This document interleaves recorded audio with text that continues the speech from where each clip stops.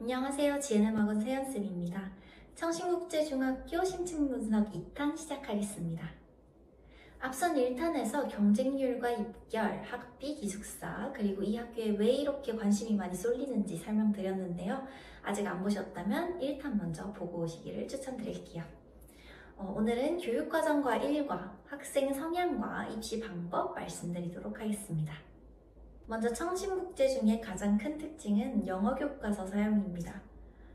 국어, 역사, 중국어 등 소수의 과목 외의 수업은 미국 사립학교 교과서를 활용해서 영어로 수업을 한다고 하는데요. 또한 해외 진학을 염두에 두고 있다면 중3 때 이미 SAT2 수업이나 프리-AP 코스를 들을 수 있다는 장점이 있습니다. 이에 영어 실력이 부족하다면 초기에 학교 생활을 따라가기가 조금 버거울 수도 있습니다. 또 학생들이 아주 기대하는 부분 중 하나가 중2, 3 때 진행하는 해외 현장 학습인데요. 학교 사정에 따라서 변동은 있지만 아이들에게 좋은 경험의 기회가 되겠네요.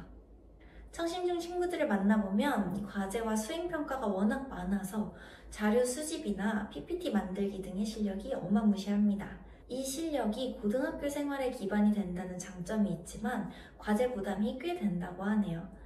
하지만 학업 외에도 다양한 학교 활동이 수반되기에 아이들의 만족도는 매우 높은 편입니다. 여기 편제표를 살짝 보여드리자면 창체 비중이 굉장히 높은 것을 볼 수 있습니다. 특히 1학년 때 진로 비중이 높은 것이 학생의 진로 진학 계획 수립을 위해서도 굉장한 도움이 될 것이라 생각이 됩니다. 청신국제 중에 일과표는 학칙에 적혀 있다시피 6시 반에 기상하고 8시부터 학업 생활을 시작해서 오후 5시쯤 수업이 마칩니다.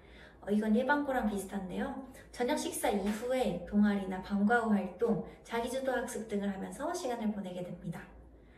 취침 시간은 기본적으로 12시지만 시험 기간이나 중학교 3학년 학생에게는 예외가 적용되기도 합니다. 주말에는 금요일 저녁부터 밖에 나갈 수 있기 때문에 많은 친구들이 이때 부족한 학업을 보강하려고 학원에 갑니다.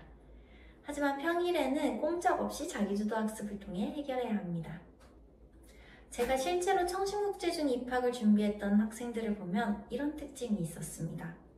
영어에 대한 자신감이 있고 영어로 된 수업을 소화할 수 있는 학생, 자기주도적 학습 능력이 뛰어난 학생, 적극적이고 도전적인 성격의 학생. 반면 이런 친구들은 신중한 선택이 필요합니다.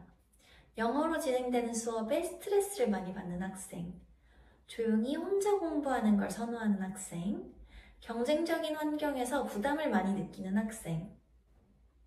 만약 청신국제중학교가 나에게, 우리 아이에게 잘 맞을 것 같다는 확신이 드셨다면 마지막 관문이 하나 있습니다. 바로 추첨인데요. 이게 1단계 추첨이란 게 무엇이냐? 말 그대로 지원자를 랜덤 뽑기에서 모집 인원의 2배수만 뽑는 것입니다.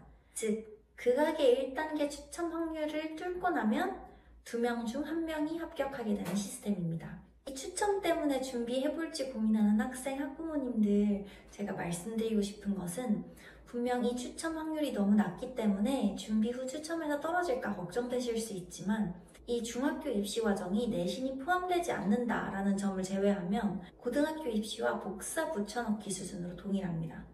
글자 수에 약간의 차이는 있지만 자기소개서 양식도 같고 면접 준비 양식도 흡사합니다. 저희 원에서도 중학교 입시 때 추첨해서 떨어진 뒤에 고등학교 입시 때 다시 찾아준 친구들은 높은 확률로 합격까지 이어집니다. 그리고 자기소개서를 작성하는 시간 자체가 본인의 과거 자기주도 학습을 반성하고 학습 방법을 성장시키는 시간이기 때문에 중학교 때 스스로 공부하는 시간을 더 효율적으로 사용할 수 있습니다.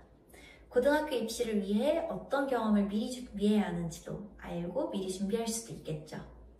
그래서 저는 만약 망설이는 이유가 추첨 하나라면 고민할 필요도 없이 지원해 보시라고 말씀드리고 싶습니다. 다시 돌아가서 입시 방법을 알아보자면 자기소개서와 면접이 있습니다. 자기소개서는 학생 본인이 써야 하는 것이 맞으며 전 학생이 충분히 자기소개서의 문항을 이해하고 학교의 특징을 이해해서 본인의 역량을 자기소개서에 녹여낼 수 있다면 학원에 오지 않아도 된다고 말씀드리고 싶습니다. 다만 우리 초등학교 6학년 친구들이 학교의 특징이나 자기소개서 문항에 대해 출제자의 눈으로 보는 힘이 아직 부족할 수 있기 때문에 이러한 부분에 도움을 주는 학원을 찾는 것을 추천드립니다. 저도 수업을 진행할 때 우선 자기소개서 문항을 쪼개고 설명해주는 것부터 시작하는데요. 우리 친구들이 워낙 뛰어난 친구들이 많기 때문에 옆에서 글쓰기 및 추가 학습 가이드라인을 잘 잡아주면 글은 너무너무 잘 쓰는 친구들이 많습니다. 그리고 강사의 품이 많이 들어간 자소서보다 학생들이 의도에 맞게 주도적으로 작성한 자소서가 합격률도 더 높습니다.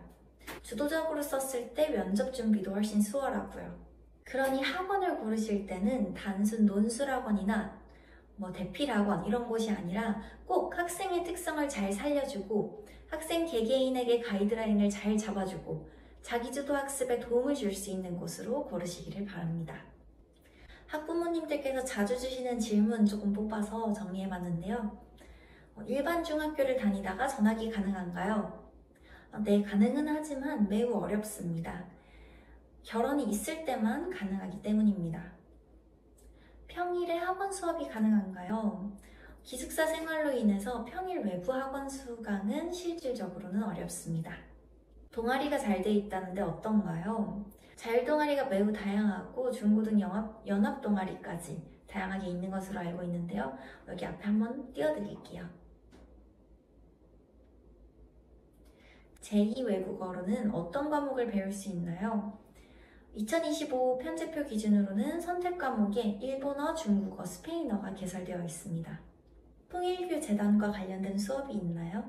간혹 통일교 외의 종교를 가지고 계신 분들은 청심중 지원을 꺼리시는데요.